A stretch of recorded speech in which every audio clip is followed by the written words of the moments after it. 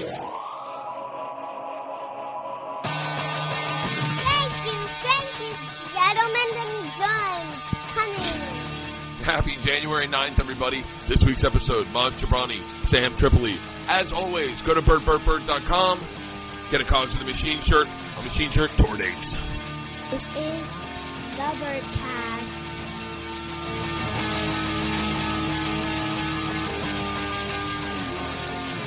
Although I saw you in the airport. Someone's been telling me my thing doesn't sound right. Yeah, that's all people say is the fucking sound sucks on your show. All right, we're recording. We're in here with Maz. I'm impressed, Tripoli. dude. This is Man the Cave's best studio thing I've ever been in. This Man Cave's the best thing that ever happened to me. It's Bert Kreischer got canceled like the day after I got this Man Cave, and I was like, I'm cool. Wait, why'd they cancel it?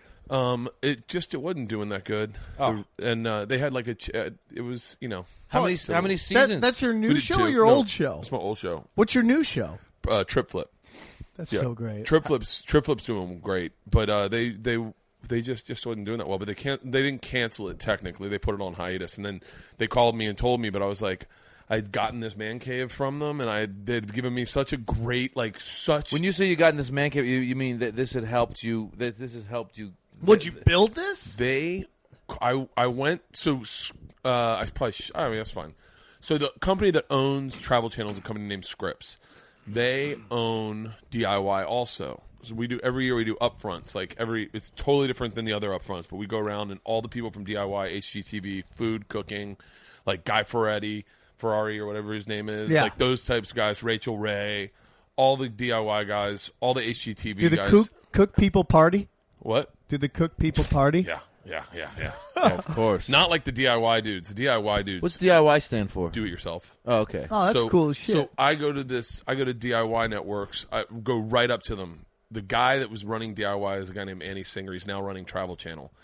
And by the time he was running, and he was with some of the DIY hosts, and I walked right up to him and I was like, I want a Man Cave.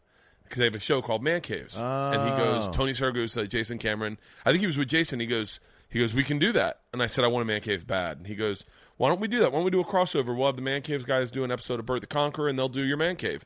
And he goes, but I went to Florida, and I went to Florida State. And he goes, so if I do it, I'm going to put gator shit all in your fucking Man Cave. Hilarious. And so there's 3 gator heads at the front of my Man Cave. That's hilarious. So wait, so this was just a garage? This was a woodworking shop attached to our garage. Our garage is next door. They closed off the entrance, opened up this wall to the backyard, put like 1,700 square feet of pavers in it, 2 flat screens. That's a TV too. That map. What? That map goes up. What is this? Some I Spy shit? Yeah. This. Wait a minute. Now let me. Well, first of all, why do you need 2 TVs? That's I don't the first know. question. No, why wouldn't you need 2 TVs? We need a third TV. This is this thing. Is that so you have like the stock ticker going while you're over here watching the football game? Exactly. No, sadly they can't even go to different channels. They have to be the same channel. Hilarious. But you can watch the TV out on that couch. So out there. here's my question to you: Do they come out? Do they get this thing permitted, or do they just do it? They do it. They get it permitted. Everything. That's so That's awesome. the best part because you could do that. I was talking to Madrigal about this. He wants one, and he was like, "I'm going to just do it." But the hardest thing is to get permits in LA. That's well, the yeah, hardest I have thing. I have the back. I think Yeah, you have a Triple Man seen it. Cave kind of too. It's kind of a man cave that I don't use it, so it became like a storage space again. And but we had someone come out. She did a really good job, but we didn't permit it. Yours is more of a dojo. It is more of a dojo. Yeah. But it's like a yoga room. But no, the problem is then when you go to get your house appraised, they're like, we can't include that in there because, basically that means if someone's going to come by your house, let's say whatever, just for round numbers, let's say that they would say like, let's say your house were $500,000, right? Yeah. And if they're going to come by your house and you're like, well, I got this back thing, that's worth another $50,000 to $100,000. Right. Yeah. The bank will not add to their loan to this person to pay for the extra in the back. So basically the person themselves kind of has to have money to be able to go, I don't care about... Wouldn't that be weird if you sold your house but you still owned That's the funny. Man Cave in the back? That seems like You're like, dude, Bert keeps coming back here. Hey, I'm sorry. that's I part just of the chilled deal. out Is my that Man Cave. that's the only thing.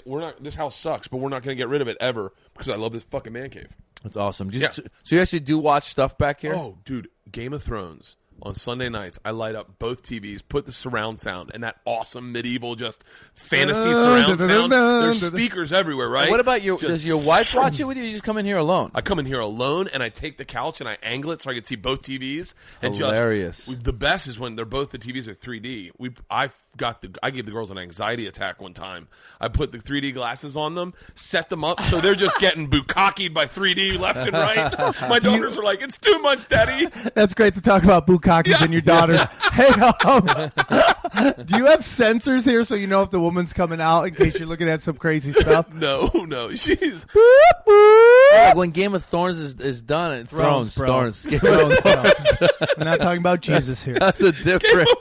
That's a whole other. That's a totally different show. This one about When Jesus. Game of Thrones.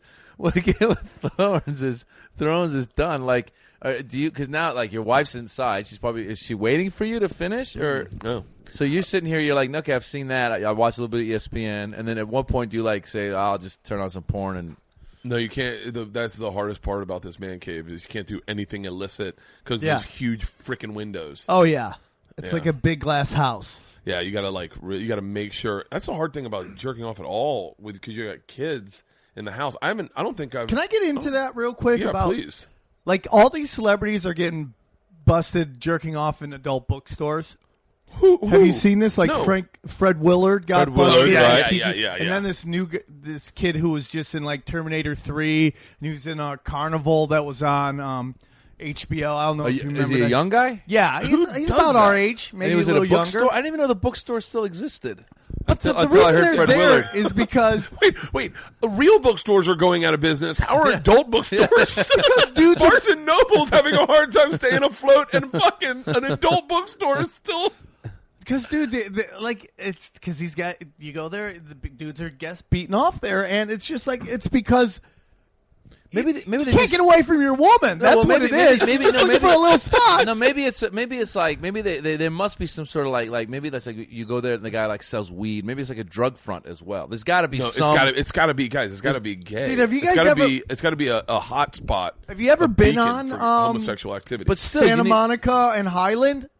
yeah. Where, like, it has that, like, super ratio of, like, tranny hookers to donut shops. Yeah. Like, there's this insane ratio. Find a donut shop, you'll find tranny hookers. It's does weird. have- That's hilarious. I never noticed that. Yeah, until it's now. really weird, man. Who would But have thought? yeah, there's all that. Gives Krispy Kreme a whole different meaning. Yeah, huh? they love cream pies, I guess. I've never masturbated anywhere other than extremely private places. Yeah. Oh my God! Do you guys know Mike Burton? No. Yes. Oh my God! This is my favorite. Do you know how story. to get a hold of him? No, I I'm don't. trying to find him for Krav Maga. Go on with your story. He teaches Krav Maga. I saw him in a video randomly. He's a comedian. Yeah, he's a comedian. He's got the funniest stories ever. I went out to had lunch with Henry Phillips one weekend. Uh-huh. We were both in the same city at the same time, and he told me the story. And this is my favorite fucking story. So he gets a new apartment. He's got a beautiful apartment. I apologize, Mike, if you're upset that I'm telling this story, but I know you're not, because that's the kind of guy Mike is. So he gets this beautiful apartment, like really nice, because it's in Hollywood, and it's the building next to it's 4 stories, and he's on the 5th floor, so he has an unadulterated view of the Hollywood Hills. It's absolutely gorgeous. So he gets in his place, no furniture, no like it's just empty. All he's got is a phone. So he calls his chick. And they talk on the phone, and he hangs up, and he's like, "Fuck it, I'm gonna just beat off." So he just starts beating off, just in his empty apartment by himself, just sitting on the ground, just jacking off, looking just with the view of the Hollywood Hills. That's just very by himself. pristine. That's very like old school. Yeah. You know what I'm saying? That's Yeah. like I don't need anything. I don't need furniture. Yeah, I that's don't need caveman TV. jerking That's off. caveman jerking right there. All he had is a phone. So yeah, with no entertainment, that's the only thing he can think to do. So he jerks off. As soon as he blows his load, he hears 100 people go, "Ooh!" They're having a rooftop party. Oh no! The building next door. Oh And he had to do a marine crawl into the kitchen. Like, oh, son of a bitch. Oh, no. Henry Phillips told me that story at lunch, and I laughed so hard That's they asked us hilarious. to fucking leave. I could not stop laughing. That is hilarious. And he just moved in. But what point are you marine crawl? You own that shit at that point. Yeah, you Stand should. up. Yeah. Are you not entertained? Yeah. Welcome to the neighborhood. I'm your new neighbor. You got some sugar? Mike Burton has the funniest fucking stories. He one time gets a call from Vegas, and they're like, "Hey, we need you to open. We have a big act, and the opener canceled. It's for like $5,000, but can you drive here now? Can you be here in like 4 hours?" He's like, "Done."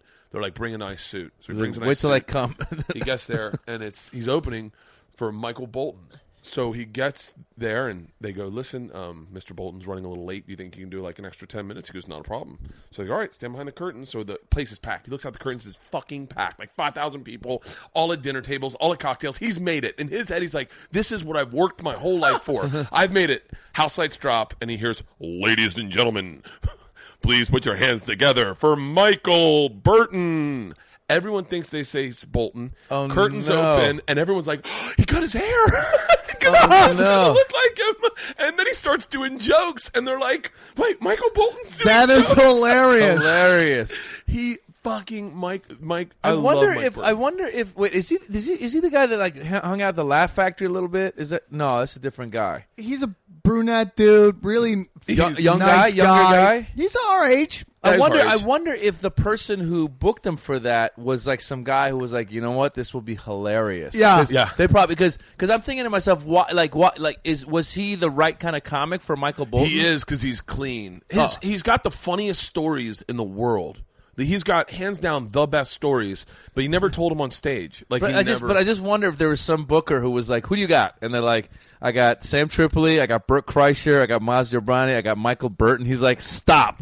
that's the one. It's like I don't care what his material is. That's the one. He does USO tours now. Oh, that's he hilarious. He books. Yeah. He does a lot of USO tours, and he was good friends with Gary Valentine. That's how I got to know him. Oh, yeah. So I was Yeah. good friends with Gary. That is funny, man. Yeah, he's one of the funniest. Yeah, masturbation stuff you were talking about. It's funny when we were trying to have our first kid. My wife and I, like, I don't know if you went through all this stuff, but like before we had the kid, it was like it felt like you could get pregnant no problem. Once you decide to have the kid, then like you got to start timing it and all this stuff. And at one point we were trying for a while, it wasn't happening. So my wife's like, "All right, let's go get tested." So she got tested, and they were like, "You're fine." Then I got tested, so I went to get tested for That's gotta be rough. Well, this is what it is for like the sperm thing. I went to get. It was funny because going into it, I'm like, As I'm crushing my nuts right now. I'm like, you know what? I was like, this is like, I thought it was like in the movies. Like in the movies, like the guy shows up. It's this like place where they'll give you like DVDs and porn magazines, and like you go in that room and you masturbate. Yeah. And I was so excited. I was like, this is going to be sanctioned for the first time in my life. Masturbation. For the first time in my life, someone is telling There's going to me be a controlled. yeah. Someone's encouraging me to go in there and masturbate. I was like, this is awesome. Like for the first time in my life, I felt like this was like society. Because like you've been practicing your whole life for this moment. Yeah, I know. I just wanted some nurse, probably like a cute nurse, to be like, here, you go in there and do what you got to do. So I was so excited about it, and I showed up at this place. It was in Beverly Hills. Because they go the test center. It's like this place called like Q West or Q Quest, or I forget what it's called. But they're like, it's in Beverly Hills. I was like, oh, this is gonna be awesome. So I show up, and it's like a counter. It's like, remember when you used to go to turn in your film for photographs? Yeah. And there was just a counter, and you would give it to the guy, and he'd be like, all right, come back in a couple days. It'll be ready. It was basically that. Like it was just like a counter. It was just this counter and like this lady sitting behind it. And I'm thinking to myself, I'm like, well, where is the space? So as I walk in, I'm like, hey, what's going on? She's like, hi. I go, I'm here to do this test. And she goes, okay. She goes, here is she gives me a cup. She goes, here's a cup, like a pee test cup. Yeah. Here's a cup. Here's a plastic bag. When you're done, you put it in the plastic bag. Here's a paper bag. You put the plastic bag into the paper bag. I go, great. So where do I do this? She goes, you're going to walk outside. You're going to go next door to the office building. You're going to go to the first floor and use their bathroom. I'm like, excuse me? What? She's like, They yeah. sent you that They far? sent you to a fucking neighbor's. She sent me to like an you know when you go to an office and you're like, hey, I gotta use a bathroom. Like, here's a key for the office. You know, like it was She one of sent those. you to another building. Yeah, like the next door building that was like, and with like a nice bathroom, like where like people that are there doing whatever law offices and you know what I'm saying, like that kind of bathroom Imagine being at the law office with no materials, by the way, nothing. And you got to walk out with a cup of your own I gotta walk seed. out. Imagine if you're working at the law office and you got to take a whiz. And you're like, hurry up in there. And this guy's like, Shut up. Hold on, they've told me to masturbate. Are you fucking Dude, kidding it was me? horrible. I went into this bathroom. I'm not kidding. I go in this bathroom. It's like I have to go into the stall. I'm like, I can't believe I'm doing this right now. I'm sitting there playing with myself. There's no materials, nothing. All I hear is people walking by the bathroom, like talking, like, "Hey, George, you know, is that report going to be done by 5 o'clock?" I'm like, that's the least sexy place ever. you don't even know, dude. I kept. It took me a long time. Finally done. Come downstairs. And I give it to her, and then she's like, "Oh, this isn't enough." And I'm like, "What?" She's like, "When was the last time you had sex?" I was like, "Last night." She's like, "You're not supposed to have sex for like a week." Why would you do Are you that? serious? I didn't know you're not supposed to have sex, like, but for it was my, you know, they didn't tell you. It was really bad. And, Aren't you supposed to go like a week without it? Give me Something 2 like seconds. that. I got to get headsets. I'm looking at the levels, and they look through the fucking roof. Hold on 1 second. Keep talking. Okay, I'll be right back. so That is hilarious. hilarious, right? You think they would set up a whole place like it would be like some bad Well, you would think there would be strip like bar thing? Yeah, Like you I went would- to this. maybe there's a Go to market strip for bars it. anymore? I was never a big strip club guy in the first place. Man, some of the strip bars in the valley are seedy, dude. My friend invited me to where she danced one time. Yeah. It is just, it's really uncomfortable when you walk in. So when you go and you see a friend of yours doing it, is it like going to a stand-up show where like, oh, I want to support her, make sure, like, you know what I'm saying? Yeah. Like you want to laugh Yeah. at the right moments, Yeah. you know? She's like, this isn't a comedy show. You're like, oh yeah, you're clapping. Good job. Yeah, Great set. Really great good. set. That was awesome. Yeah. Like It's- what is the shift for a stripper? I'm back. Well, you know what they do? They do nighttime. It's a weird. I've had friends. No, but what who I'm are saying is, like, for strip example, bar- let's say you got a gig. Like you and I, we know when we have a gig. Like, Yeah. like okay, so you have a 20-minute set at the Laugh Factory or at the Comedy Store, right? And you might have 2 sets, 2 places. Right. Or if you're headlining somewhere, you know you're going to be doing an hour. So stripper, they say what? Show up at 10. You're going to be leaving at 2, or you're going to be leaving it'll at like 4. a 10 to 2. 10 to or 2. a 9 to 2. And then, like, they're just like comedians, man. These girls who are, like, big names will tour, and they'll be, like, Oh, you talking about Tara Patrick? all of them. Like, we're talking, like, because I was talking about, How seedy clubs are. yeah, because I had a friend of mine who's a stripper, and she invited me down to where a club was just to check it out. And it was just, like, deep in the valley, and it was, like, really uncomfortable. Who's the blonde-haired girl? I just watched this thing on The Business of Porn. This blonde-haired chick, Jessie Jane. Yeah. And I'd never felt more of a connection with an entertainer because I was like, I go through that same shit. I feel Yeah. like I do TV so that I can raise my club rates. 100%. And it's the exact same business model. That's what they do. See, porn now has gotten like that. You basically do a porno, and then you tour To support the porn. Yeah, no, To support the porn or just... the porn The live supports money. the tour. It's almost like you It's do just like Letterman. TV. So I'm doing Travel Channel. My whole goal is so that people go, oh, that's the guy. And when Yeah. they come see me live, it's Yeah. the same fucking thing. It's the the live exact money. same thing. 'cause- Okay, here's my question. Not to change subjects at all. but like, believe me, you aren't. But how is it possible? How did you get famous in Arab? In Arab, that's the wrong In word. Arab? In Arab town. Arab town. In Arab town. How did you get famous in the Arabia. Middle East? Like, how did you get famous in the Middle East? YouTube, right? YouTube is like their television. I did to a porn. point. I did porn. And then that no, you know what it was. This I mean, I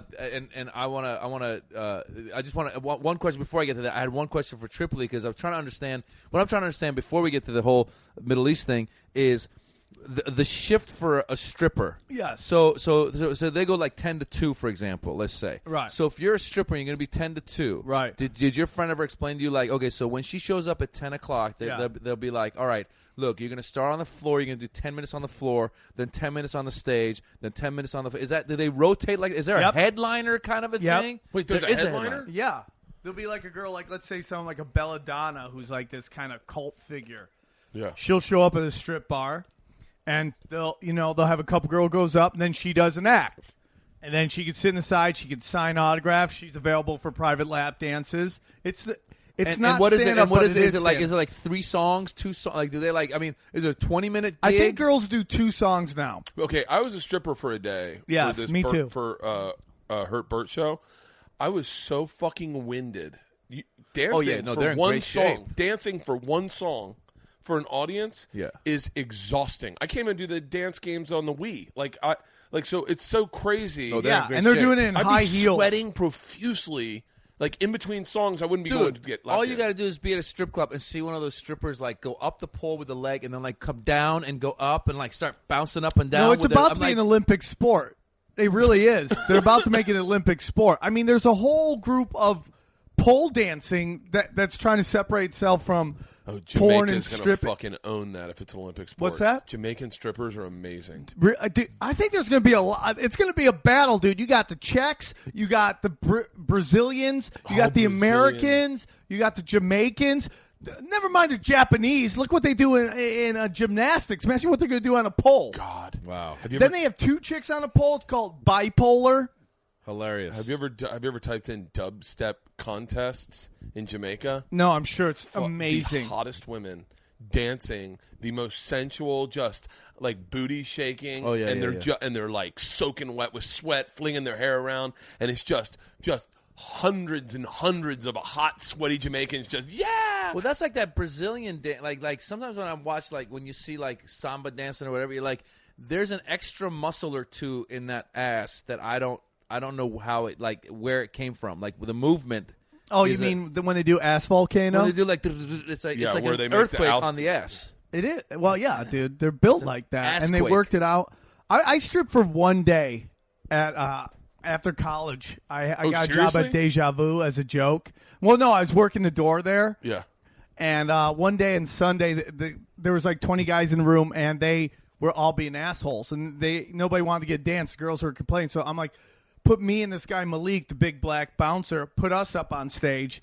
He went up as Chocolate Thunder. I went up as Maverick. Hilarious. And we danced. And we did 2 songs. Did you we get made naked? like $60 each. Did you get naked? No, I got down to my underwear, dude. Hilarious. And it was I was doing pole work. It was just hilarious. Girls were throwing quarters at us. As soon as we got off stage, every guy grabbed a girl and got a dance. It totally worked. nice. But it is a crazy-ass lifestyle, man. And these girls make bank. But here's the thing. They don't own a car. They invest it completely horrible. Like I was like I would love to get like a degree in like business investment and just invest strippers' money in the market and try to make bank off that. That's the thing. That's probably a market that financial advisors have never thought of cornering. But that's probably a good idea. Dude, if they make hand over fist. Yeah. Well, And you know, here's that's what the you whole do. thing. You go to the ugly girl because she makes the most money there. Why is that? Oh my God! You apparently are not a connoisseur of strip clubs. You always go to the ugliest chick. She works the hardest for your tips. Yeah. Oh, is that right? Yeah, And you're gonna get a lap everybody dance. You go thinks- for like a 6. You don't go for the hottest girl. She feels like you're blessed just to have her on you. Really? You want the ugly one who's like got like a chipped tooth or something. But people think they have a shot with her. Oh, The ugly girl they think they nice. can bring home.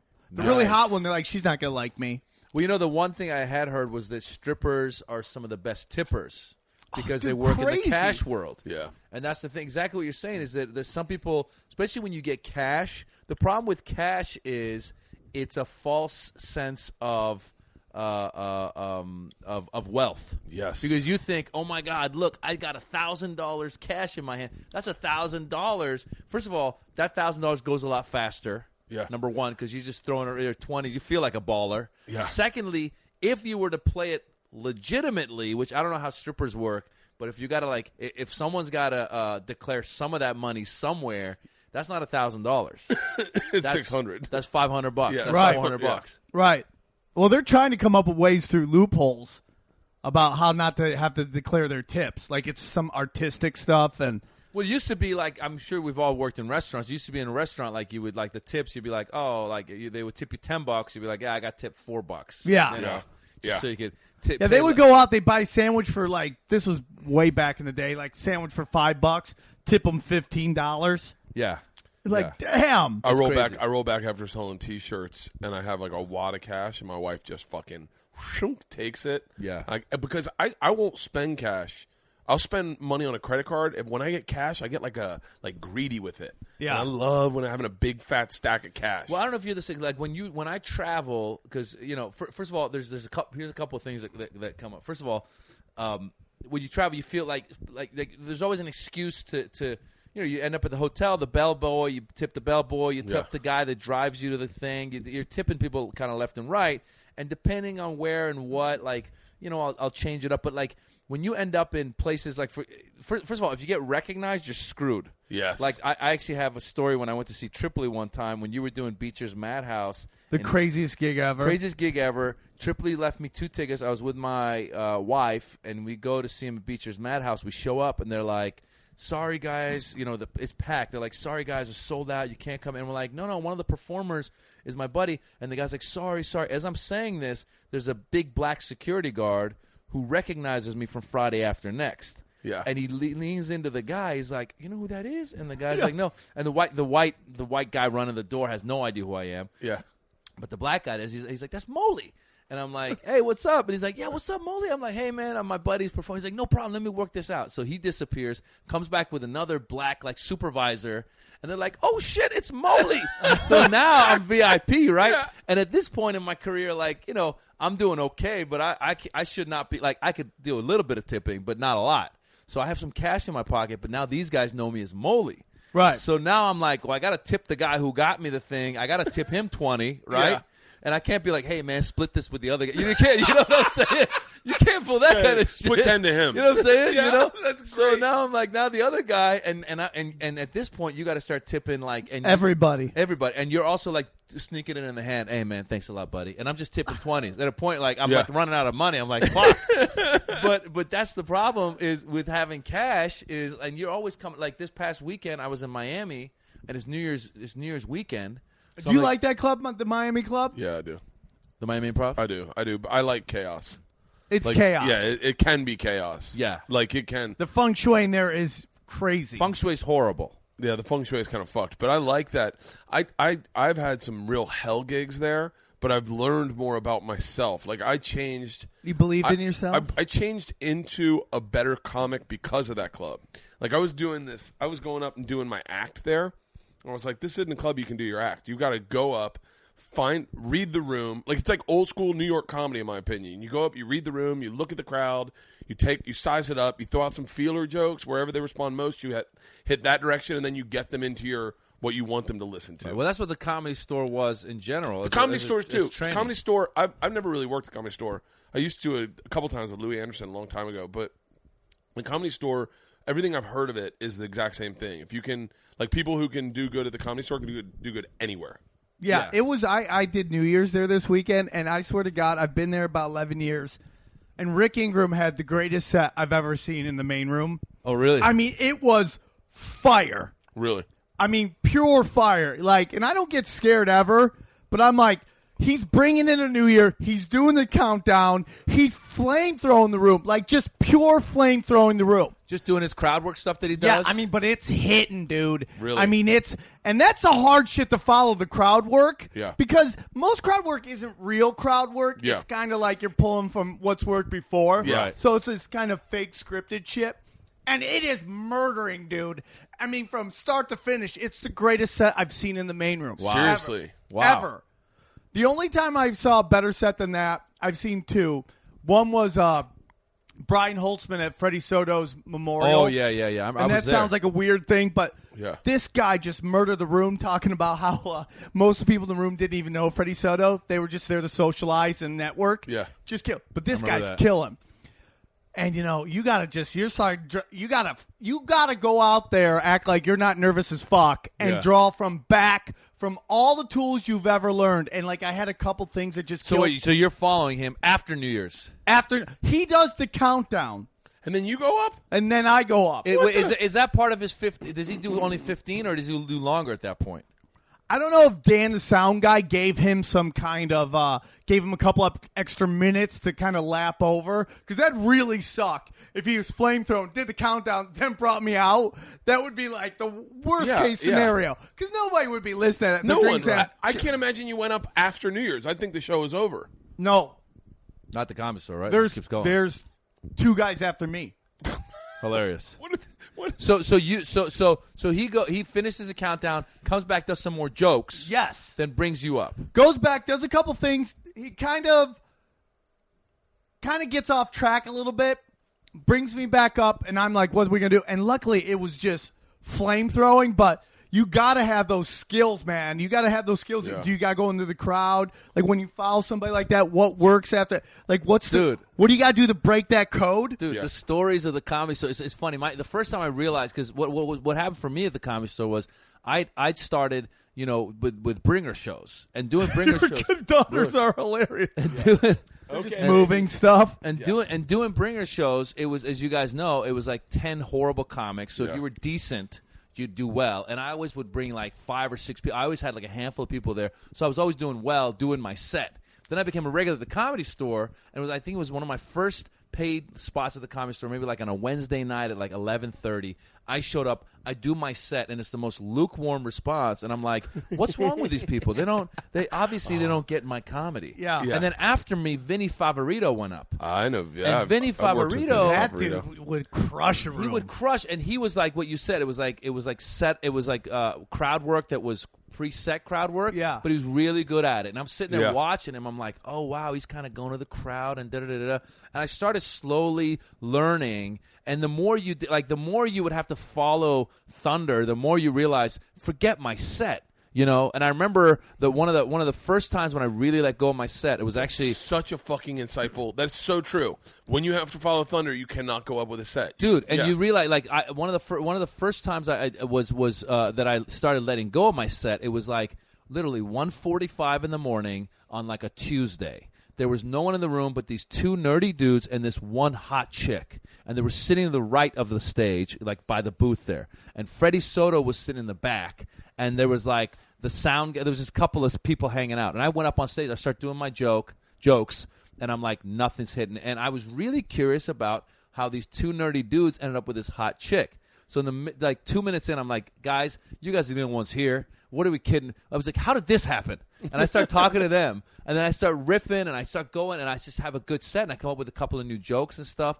And then I come up, and they're having a good time because I'm addressing them. We're having they're the only ones there. Yeah. So I came off, and Freddie Soto pointed out. He's like, you're funny. I go, thanks, man. He goes, it's not about the bits. He's like, you're either funny or you're not.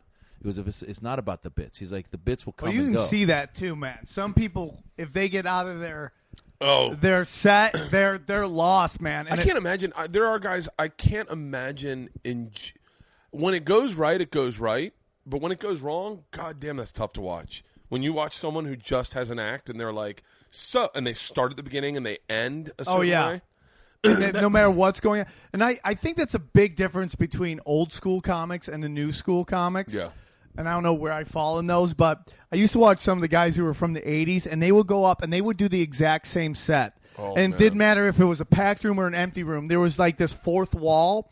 And I just don't think you'd have that. Your set now has to be like this living, breathing thing that. But that can bite you in the ass when you go to a theater and there's no interaction. Yeah. And you go, oh shit, I wish I had an act right now. Yeah. Like I've gone into a theater and been like you're so used to doing those clubs that you're like, I need to talk to the audience. Like, see, that's where I think that's where this whole Jedi thing that I remember in Comedian, I think it was Chris Rock or somebody was talking about the whole Jedi thing. That's where that starts coming in, because I remember first I'm observing Vinny Favorito and I'm like, wow, this guy's all over the place. Then I'm watching Eddie Griffin. The one thing I did learn from Eddie Griffin was Is that white people are the devil? White people are the devil. No, but he was actually he would go from like his set was kind of, he would go from place to place. His first 45 minutes were always pretty strong. Once he started going on and talking about the number set, 9, that guy had lightning in a bottle for 45 minutes. Exactly. So that's what I'm saying. Say that again.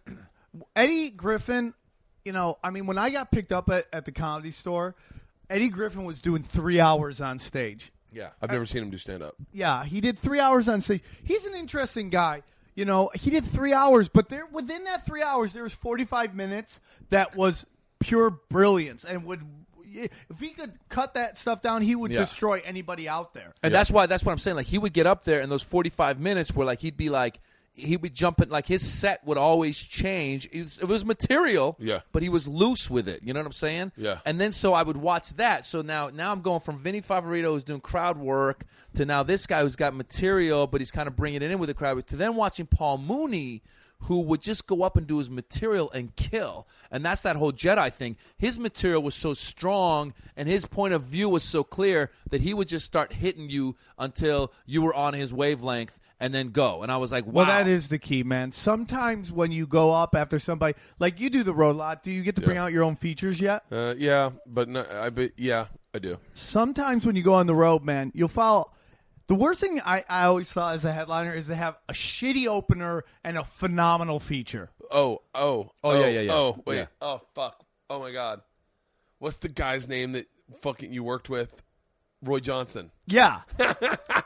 Who's he? That story is like road legend. Yeah. That is road folklore. What's this? People know of this story. It got passed around, and Roy Johnson is a nice guy. I actually know him now because I've worked with him, but I had the exact same experience as Sam. Sam went into a club. Roy was like a road feature, but he was our age. And he went in, and I think Roy would admit this, but he tried his hardest to blow Sam off stage. And there's tricks you can do. Everyone knows that. Yeah. And Sam was like, came back from that road. Did they flip it up or what happened? No. What happened was I would go up there and, this guy's trying to blow me out of the water. And, I'm like, okay, let's do this. So at one point I decide I'm going to ruin this guy's weekend. So I would go up there and just flamethrow the room. Yeah. And he would sell zero merch after. Yeah. So anyways, my manager at the time calls the club and they're like, hey man, how'd Sam do? He goes, well, the crowds love Sam. The staff loves Sam. And the, who else? The crowd loves Sam. He killed on radio. But the mystery shopper didn't like Sam. Mystery shopper said they send out mystery shoppers to these clubs, and the mystery shopper said she liked the other guy better than Sam. Yeah. Who the fuck's the mystery shopper? No, you're thinking mystery shopper. This is probably some waitress from another club who comes to this club. No, it's just somebody who's willing to get free tickets and judge the show. Oh, my God. So anyways, I don't get asked back. What club is this? Dayton Funny Bone. Oh, is it Dayton? Outta here. Yeah. So they ask him back. He's working with Steve Trevino. Yeah. They're watching Roy Johnson do his set. He does Brett Ernst's Pink Lemonade joke verbatim, word for word. So he gets asked back. I don't get asked back, and that's the story of my fucking life. But what the folklore was, and this is what I was fascinated by, was that Roy got the kibosh from everyone that knew Sam. So everyone that knew Sam had this story, and had I told this to Roy one night drinking. Had he been cool and embraced Sam and been friends with him as opposed to try to blow him off stage, he would have come back and everyone, fucking Bern, Ernst, myself, everyone that want to use you. Yeah, would take him on the road. And so now I think, and he was like, I just don't get it. I remember him saying, I don't get it. I don't understand why I'm not moving forward. And I go, because you never embraced these people you were meeting. You never went into the road and you see a young comic like, say, Tom Segura, and go, I can eat his lunch. Instead, you should go hey man, it's really cool that you're here. If you want to go out to eat, have a good show. Let's have a good time. Let's party. That is so important about who you take on the you want to hang with. I've taken guys on the road with me now. I like hanging with all of them. Yeah. Right now I'm taking out Amir K. This guy is the coolest guy. That dude is hilarious. This guy is one of the funniest guys. What you were just talking about, I want a heavy hitter before me. This guy is a killer. I'll sit there quoting his jokes. It's this guy is, he's funny, man. And sometimes it happens where what you just said, we'll end up with the town will give us the host, and the host is just eating it. And then Amir goes out and crushes. I give him 20 to 30. He kills. I'm in the back laughing. Yeah. I'm crying of laughter. And I love that. I mean, I go and I know for me, what'll happen with me now is because I've got these guys that will kill. Yeah. Like, I'll go out, and my fans come out now to see me. They're excited. I'll come out with, like, this music. I'll do a dance. I'll come out to Gangnam Style. Yeah. Like, that's what I'm coming out to. I'm not kidding, dude. I'll come out to the newest hit. I'll come out to Gangnam. People are like, ah! And it's like, and I know, like, I'll do, like, 30 to 45 minutes of strong. Like, they're with me, and I can start feeling about 40 minutes or so. And it's funny because people will judge you sometimes because they'll see Amir do his 20 to 25 minutes of lightning coming off of that other guy, and now you're doing 45 to an hour, and now the checks are being dropped. Yeah. And you're like, oh, dude, fuck. let me tell you the worst gig I've ever had. When I used to do a lot of the improvs, it was the weirdest thing because I always felt like they wanted to test me every time. And I even flew into one place, and they're like, yeah, we got our strongest feature we wanted to see how you can do after him. I'm like, why are you doing that? I felt like Jet Li. I was just going like dojo to dojo, fighting everybody's kung fu masters. You know what I'm saying? Yeah. And it was hilarious. Like it's a fucking old school. Right. You gotta go in and take out the fucking town bully. Yeah, that's how I felt. Like they were always testing me, man. That's fucking hilarious. And one time, dude, I don't want to say his name because he's a good friend of mine. I had this feature, and my manager at the time was like, dude, just know this guy's really hard to follow. And, and I used to follow, this isn't a lie to me. I used to follow Andrew Dice Clay almost every night for a year at the Comedy Store. Joe Rogan every night for a year. I used to get standing O's after Eddie Griffin. When he'd do 3 hours, I would go up. So I followed this dude, and one night, they had this new manager there. It was a really cute chick with huge tits, and she was really, I think, attracted to my feature. I let this one guy who was a friend of mine do 10 minutes. So the host is doing 15. The guest spot is doing 10. Yeah. This feature goes up and does 40 minutes. I walk up to checks being dropped on stage. I think I know who this guy is. I was like, you have to be a pure flamethrowing. And I walk up. I'm 10 minutes in. I've lost completely lost the room. I should have canceled it. But, I mean, what do you do at that point? Yeah. Like 10 minutes, I mean, just lost, bro. I mean, and I was kind of, even though I've been doing it for... How'd you get through that? I just ate dick for about 40 minutes. You know what? Because I'm running into this now, and it depends on the town and where you are. First of all, like, for example...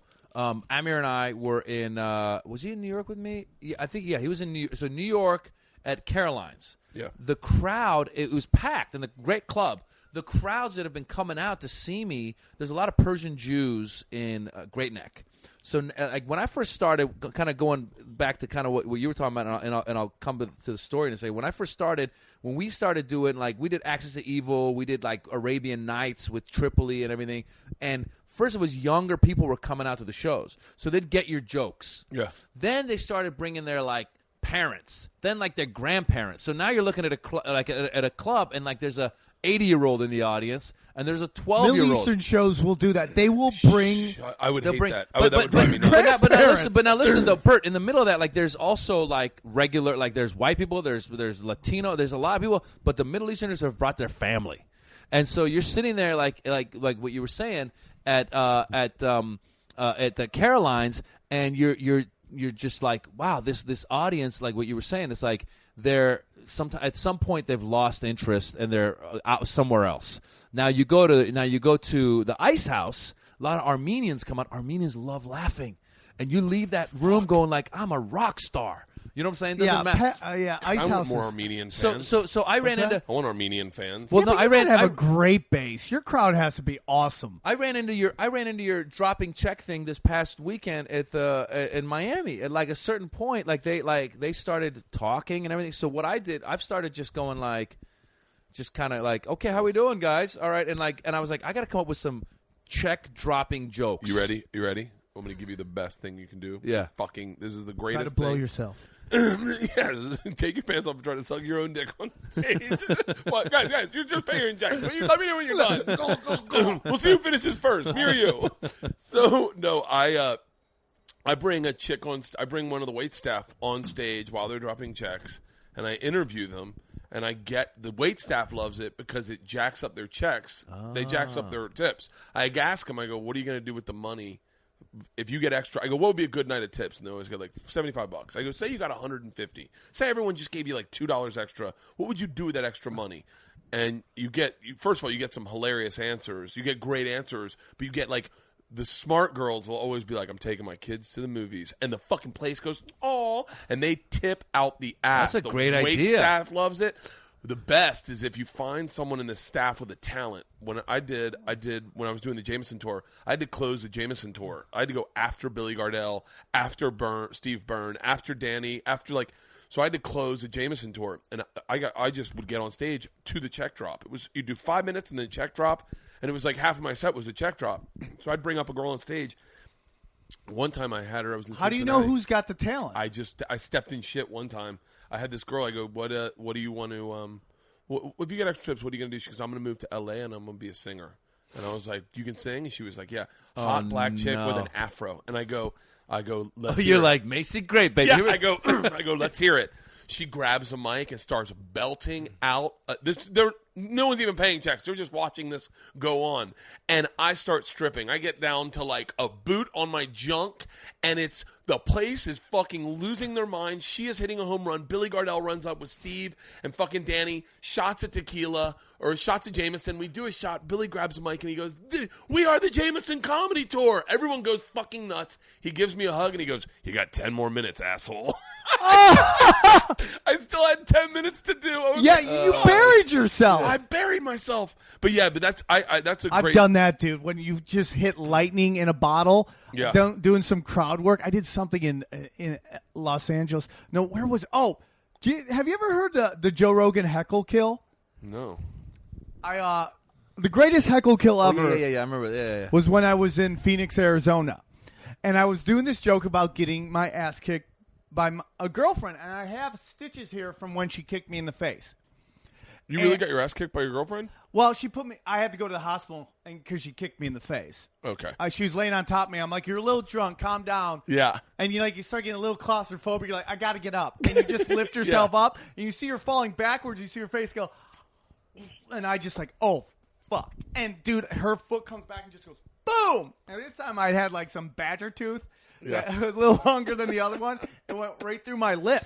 Ow. So I had to get stitched. And I'm telling this whole story. And the joke is basically about when I went to work next day, I told everybody my girlfriend kicked me in the face, and they were all laughing their ass off. If it's the other way, it's like, oh, you're a horrible human being. Yeah. But if you get your ass kicked by your girlfriend, it's like, ha, funny. So I tell the joke, and I drop the punchline. All of a sudden I hear, joke thief. And I'm like, what? And my whole family is there. Yeah. Joke thief. I'm like, what are you talking about? You're like, you're a joke thief. You stole that. I'm like, I didn't steal that. She's like, yeah, you did. You stole that from Joe Rogan. I go, what are you, crazy lady? She's like, you're a joke thief. And I'm on stage. The whole room is froze. Yeah. I'm like, Joe Rogan doesn't do that joke. Shut up, lady. No, he does do that joke. I'm like, oh, God. I go, what if I call Joe Rogan and tell him that I go, what if I call Joe Rogan and he'll tell you it's not his joke? She goes, good, do it, but you won't because you're a fucking joke thief. So I'm like, first of all, I got lucky that she picked the one celebrity at that time. You're like, what if it's on the phone? Hi, I think Los Angeles, California, Joe Rogan. Yeah, R-O-G. If she was like Gallagher, I was fucked. It's good to have Frank Caliendo's number in your phone. Just call Frank and go, hey, Joe Rogan. And he's like, powerful Bert Kreischer. That's hilarious. Just call Frank Caliendo and go, Al Pacino, sure, hold on. So I call him up, and this was like during MySpace days, and I call him up, and Joe would never answer. He would either text me back or call me the next day. Yeah. So I call him, nothing. I hang up. I'm like, he doesn't answer. She goes, of course he didn't answer. Because you're a fucking joke thief. Why would he answer your phone? I'm like, shut up, lady. All of a sudden, my phone rings, and it's Joe Rogan.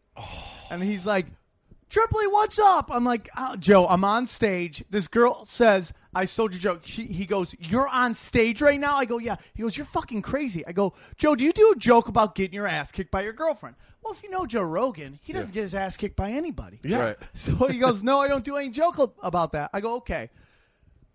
Before I made this call, I go, if I call Joe and he goes, it is his joke, I'll quit comedy. If he says it's not his joke, you have to come up on stage and let this guy suck on your tits. what are the fucking stakes of this gamble? It's all in. It's like a wrestling death match. To let this Hilarious. guy suck on your tits. She goes, do it.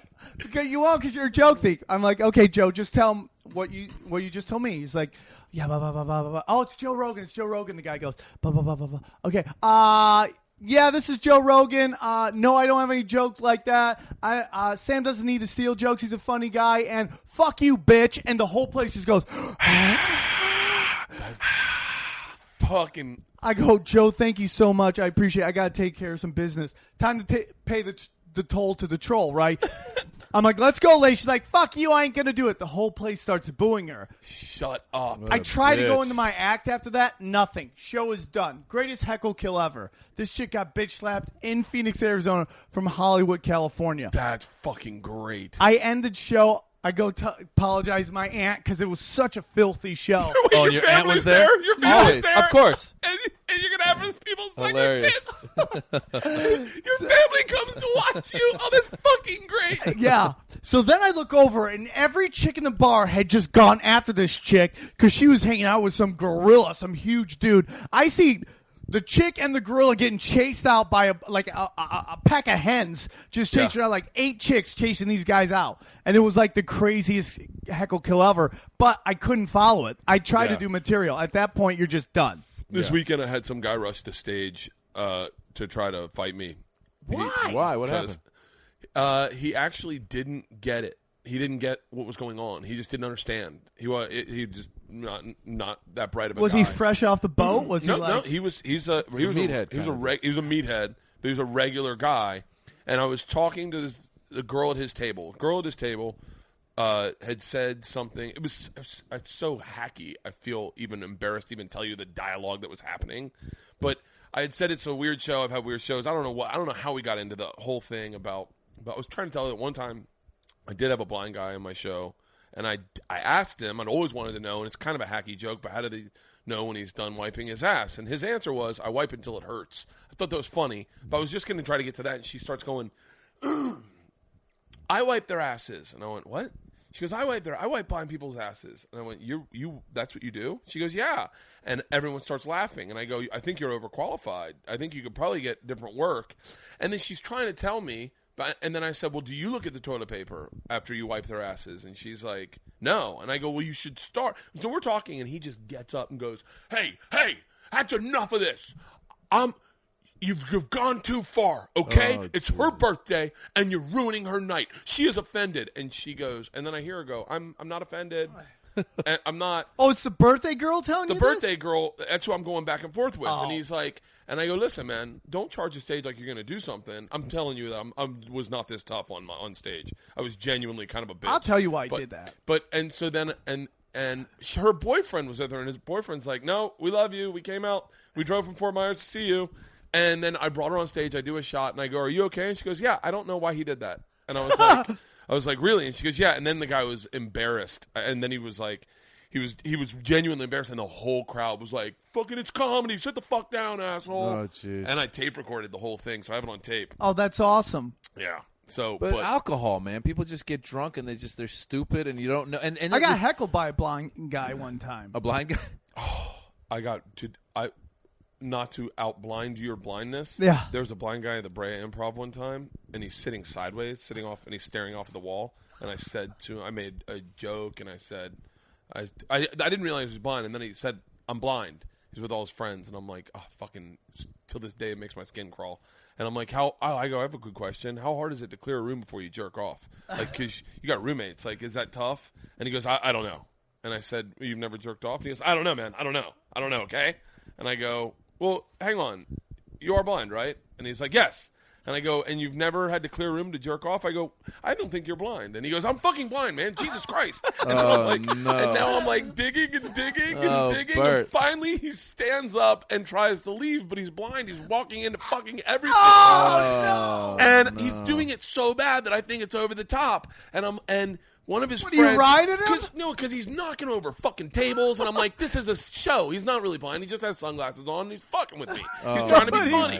Nobody's helping him? Fucking no. So one of his friends goes over and walks him out, And I'll never forget. You know Adam Richman? Yeah. Adam Richman actually stopped him and goes, "Would you like to file a complaint with the Improv?" I was like, "Adam, what the fuck are you doing?" Why would he Tom do Segura that? was next to him. He goes, "Adam, shut the fuck up." Yeah. And then they leave, and I go, "I don't think he was blind." And they're like, "He just got blind like 3 days ago." And I'm like, "What?" And they're like, "Yeah, we took him out to try to cheer him up, but yeah, he just lost his vision 3 days ago." I was like, "Motherfucker!" I was like, "Oh, why don't you guys?" I go, "Oh my god!" I was like, How was that set after that? "Oh, that was the end of that show." That was the back when you could do like the Brea Improv like every Tuesday night, Tuesdays and Thursdays. Or I was like, "Oh fuck, That is horrible." Jesus. I felt so bad, and I went out to find him, and they were drinking at the bar next door, the Yard House.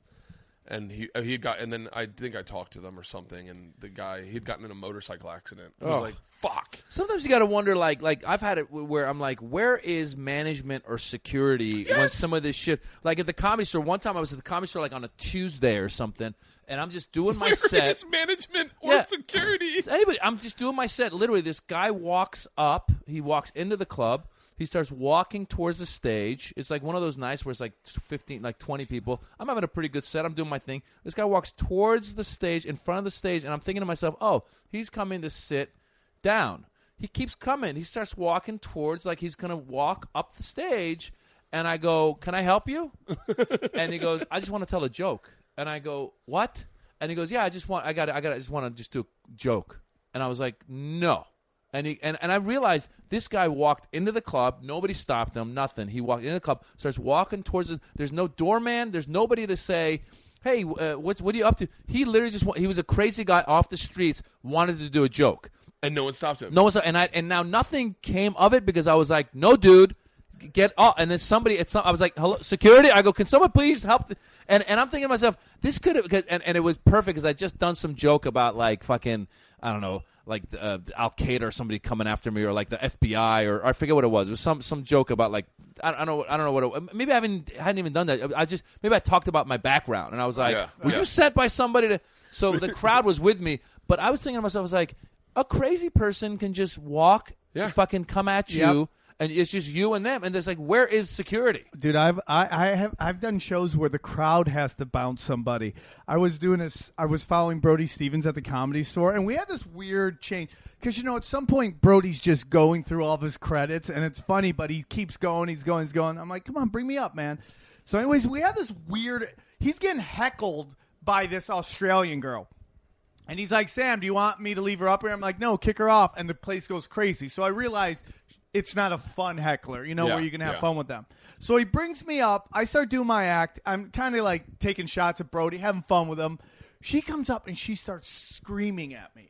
Why the fuck? How the fuck can you go into a comedy club and get that physically upset? I don't know, but she's screaming and screaming and screaming. And of course, I'm like, where is the security? Now, if you ever done the Comedy Store, they only hire emos to bounce. Yeah. It's all like skinny jeans and sweaters and tight T-shirts. Aspiring comedians. Yeah.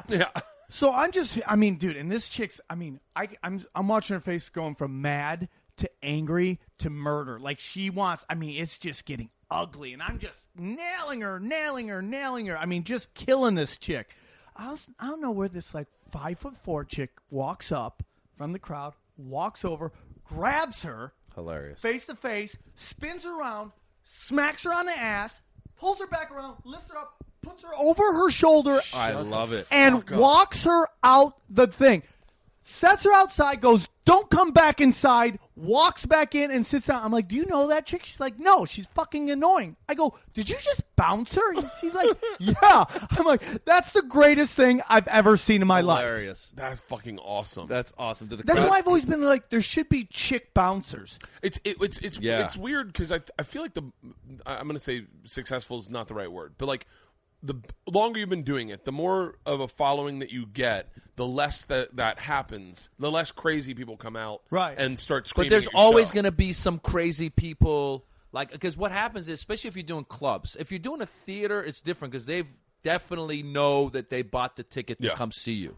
But when you're doing a club, there's going to be a few random people. This talk about the Middle East. I was doing a show in Beirut. Dude, when you bomb there, do you literally bomb? You really literally bomb. No, I was doing a show in Beirut. This was crazy. So I'm doing a show in Beirut, and this guy set up. This is what happened. I went from doing a show in Saudi Arabia the night before, at an animal preserve, because in Saudi Arabia it's illegal to do shows. So the guy that would do the shows, it was like crazy. It's Yeah. illegal to do shows. Yeah. Why? It's because it's just like what it is Saudi Arabia's got a very diverse kind of citizenry. It's got like the religious types, and then they've got the people that are a lot more liberal. And the religious types years ago, like I don't know, 30 years ago or so, I don't know the exact history, but they were saying like 30 some odd years ago, like movies were banned, like just like that kind of like Western entertainment was banned. God, no wonder they blow themselves up. It was banned, but the problem is, look, the thing is, a lot of people get it like underground DVDs and all kinds of stuff. Like you could get. Oh, I've heard that. I've heard like the number one in cable is like hardcore pornography. Yeah, you get everything, man. Everything you like. So there's like a group that's getting like sees and does what they want, and then and a lot of it's like from poverty and stuff. Like the people that are like poorer probably like are a lot more religious, and they just listen to whatever is told them, and that's it. So anyway, so entertainment is illegal. So this guy would put together these comedy shows, and they were all underground. And Is that scary? For me, it's not, because like we're coming from America, so having an American passport is really like they really are good to you. Like I mean, if I were doing drugs or something, that's a whole other ball game. Okay. But if I'm there as an entertainer, especially as like someone who like is known, then if I were to get in trouble, the worst they would do is maybe like deport me, like get out of here. The guy who threw the shows would get in trouble. And you can't bring a drink on stage.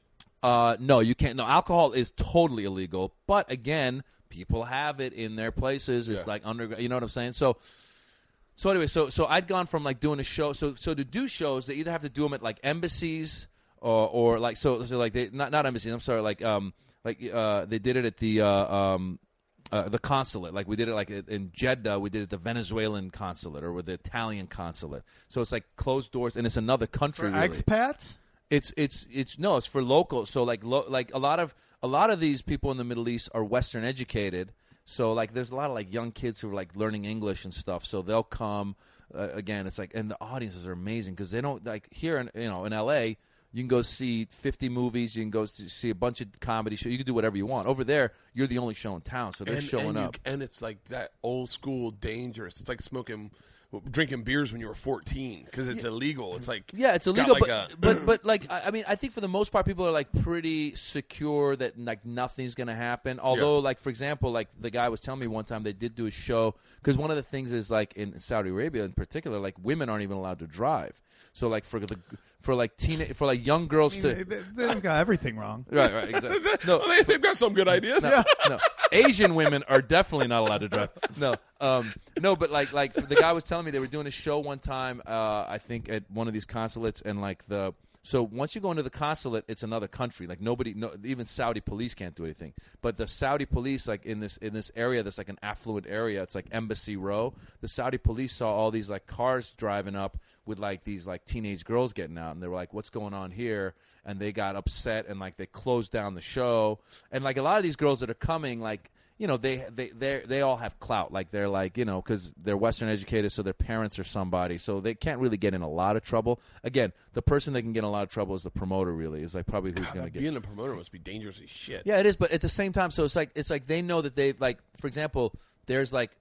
The Saudis have like thousands of princes. Like there's a bunch of people in the royal family. So these promoters will have like a prince in the royal family kind of backing them up. Like, so if worse comes to worse, it's all about like who you know. And that's crazy. Yeah. So you do these shows. So I've done this show in Saudi Arabia. So you either got to do it like at a consulate or like I did one in like at this. Now, did you have to bring people? Was it a bringer? It was a bringer. No, I was saying it's crazy. Like you are like I was saying, like, I'm the Eddie Murphy of the Middle East because Eddie Murphy ain't going to the Middle East. You know what I'm saying? That's what it is. So it's like, so you show up in Saudi Arabia, and it's this show and in Riyadh, and this guy's got like this outdoor setup with like 1,000 seats outdoors. It's this animal preserve. So this one prince owns this animal preserve where there's like a racetrack where you race cars. Then there's like like lions out back somewhere. He's set up this whole thing. So like, and you're like a celebrity there, right? So they're like, we're going to show up early. They're going to give you a car to drive around the racetrack for a while. So I'm driving like a BMW around the racetrack. Your gigs are way better than my gigs, man. So then I go do the show, and then we go to do the show, and they've set up these 2 tents that are like the green rooms. There are these 2 tents with like food and everything, and we're hanging out, and suddenly it starts raining. It hadn't rained like 2 years. So it starts raining, and then they're like, what are we going to do? And I go, don't worry, because what they do is they put local comics on the show to do like 10, 15 minutes each, then you headline. And I was supposed to do this outside on the stage. I go, you know what? I go, we do this at the Comedy Store all the time. I go, there's 3 rooms. I go, what you do is you have the MC go and start in the other tent. I go, take the 1,000 people, put 500 in one tent, put another 500 in the other tent. We don't even need mics. I go, we don't even need mics. We just put the comics on the table, have everyone else sit around the tent, and I go, the host starts, does his 15, then brings up the next guy. By the time I'm up here, you get the show going in the other, because once the host does tent 1, he goes to tent 2 and gets the show going in tent 2. Right. And I go, you just keep going, and then I go, if we lag in time, either the guy's got to do a little extra time, or they can take an intermission. I'll come in, I'll close it out. You're like MacGyver over there. MacGyver. I'm putting this together, and then we're like ready to go, and it's raining outside, and suddenly the rain stops. Oh. So now we're like, what are we gonna do? And then one of the people there is like, listen, in Saudi Arabia, when the rain stops, it stops. We're like, all right, back out. We're like, back outside. Everyone back outside. So everyone's outside. In Saudi Arabia. There's no LA has none of those adages. Yeah. Oh, yeah. In Saudi Arabia, when the rain stops, it stops. It stops. If you see a buffalo. Yeah. So now we're outside, and it's windy, and people are like putting blankets over themselves and stuff, and we're doing the show. 1,000 people, rock and roll. It's a successful show. Here's the other thing that's really trippy is the whole thing of like male, female, right? So I'd forgotten, like, women aren't allowed into some restaurants. Like women, like so after the show, these guys, and I'm with like the promoter's this British guy. There's like a lot of the other performers are, you know, Saudis and you know, Lebanese and like just other Arab comics that live there. And they're like, hey, let's go grab a bite. So we go to, like, the main strip in Riyadh. Like, it's like going on the Sunset Strip. And there's cars cruising. And I'm like, oh, this is amazing. It's packed. And it's, like, hot as hell at, like, 2 in the morning. It's hot as hell. And you're like, wow, this is pretty cool. And you look around. You're like, wait a minute. It's all guys. There's no girls. I'm like, where's the girls? They're like, girls aren't allowed. And he's like, once in a while, the girls who are really, like, pushing the envelope a little bit, like, and these are like young girls, they'll get their driver to bring them out, and these are girls who like probably feel like, hey, I got enough clout where if anybody pulls me over, like my dad is the you know, minister of whatever, so they'll get their driver to bring them out, and the tinted windows in like a nice car, and like they're trying to meet boys, so they'll like exchange whatever numbers or some shit. But you're looking out at the coffee shops, like there's Starbucks, there's all kinds of Western shit, but there's all dudes hanging out. I'm like, what the hell? I might like the Middle East. I might have enjoyed that. I think the amount of freedom we have right now is kind of fucking insane, and I think it probably. It's listen. Like the other day. Like the other day, I just said to myself, I'm going to stop using my cell phone. I'm going to give myself a day off from my cell phone, and I didn't have this general underlying anxiety. There's probably something nice to that. Yeah, and so like I think it would be cool to go. I don't know.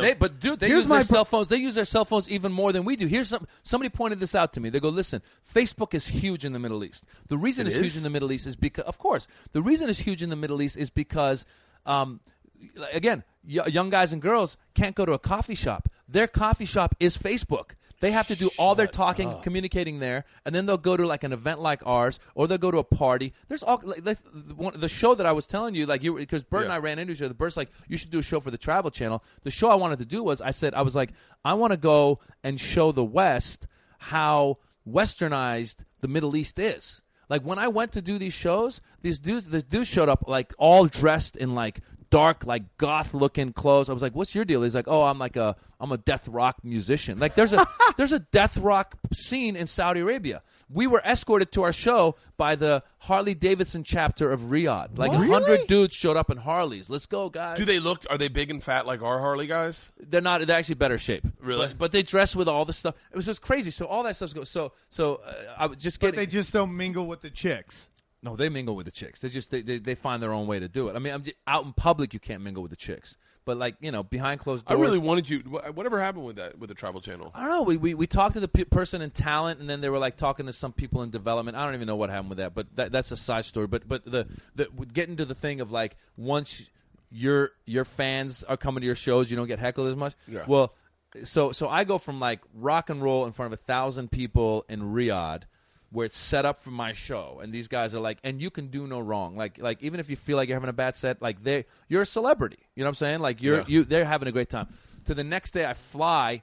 I go to Beirut. Now Beirut's the total opposite. Beirut, anything goes.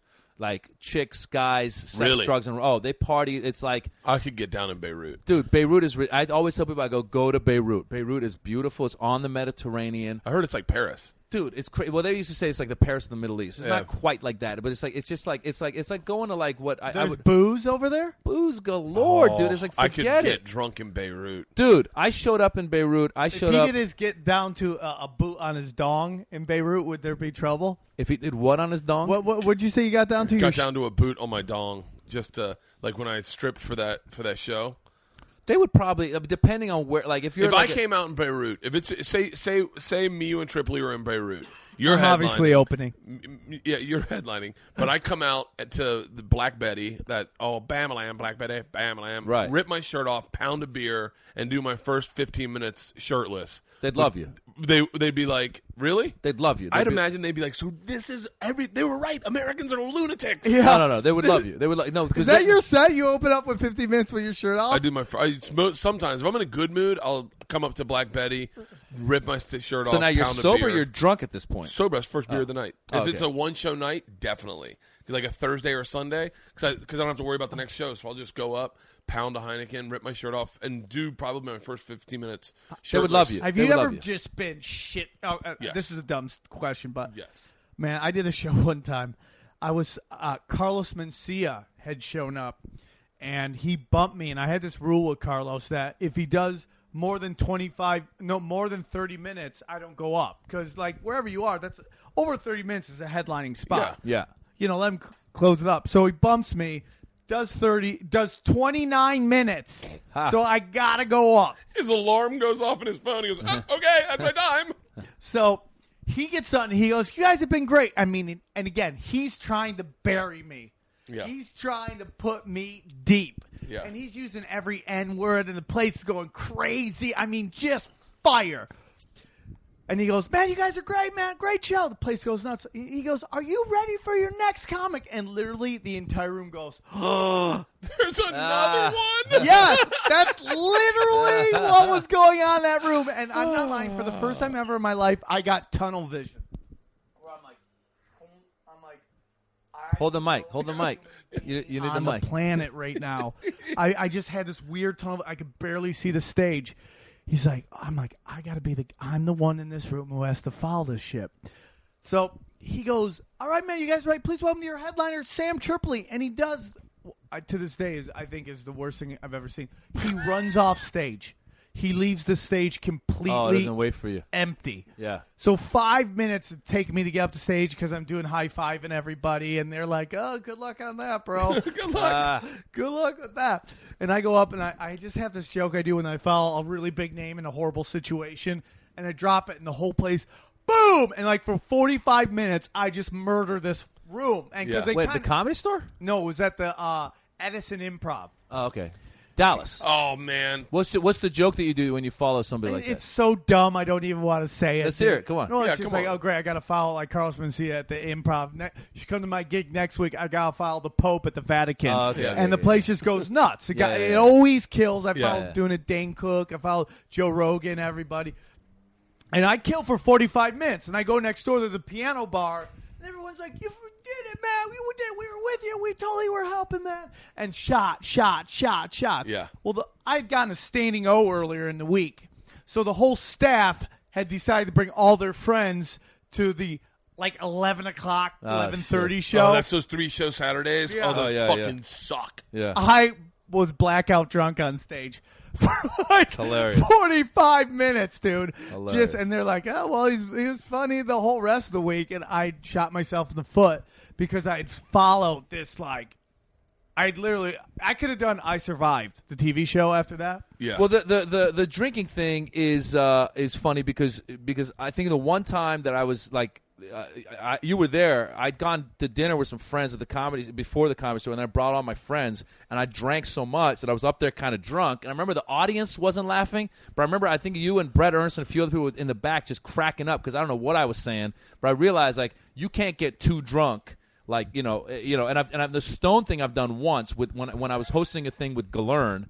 And I kept coming back, and they're getting stoned. So I was like, let me try this. I'm really paranoid when I get stoned. So I was hosting, and it was 5 people in this room, and I would tell a joke, and the joke would go out, and there'd be no reaction, and then a few seconds later, they would start laughing. And I think it was my head with the weed was fucking with my head, and I was like, oh my God, they know I'm stoned. And I was like, do I acknowledge it? I go, no, I can't acknowledge it because that's trouble. You think it's trouble. Yeah. So then I was just, and I realized it was the worst feeling ever. So I said, never again stoned. Never again. But the drunk, I get a little, I don't drink. Now you could go to Beirut. Now here's the thing. So I went from Saudi Arabia, it's, there's no booze. The next 2 days, so I fly, I get to Beirut. Now in Lebanon, the guy was like, listen, man, short notice, blah, blah, blah. We're going to do the show at a bar. My friend has a bar. We'll do it at the bar. Yeah. I'm like, great. So I show up, and first of all, talk about booze. The guy's like, what do you need to drink? I go, you guys got any Don Julio? He's like, yeah, I got Don Julio. I go, just give me a double Don Julio rocks, lime. He's like, no problem. He comes up with a bottle of Don Julio. He's like, that's your bottle. And he's like, that's great. And he pours me the thing, and I'm starting to have a couple sips. I don't want to get drunk because I got 2 shows that night. I go downstairs. They've set the stage up on the bar, so I feel like Ugly Betty. You're standing on the bar? Ugly Coyote. What's that? Coyote Ugly. I'm on the fucking bar. There's 2 bars. There's one bar that's functioning, and the other bar with the whole setup of booze behind me. I'm standing on the bar doing my show.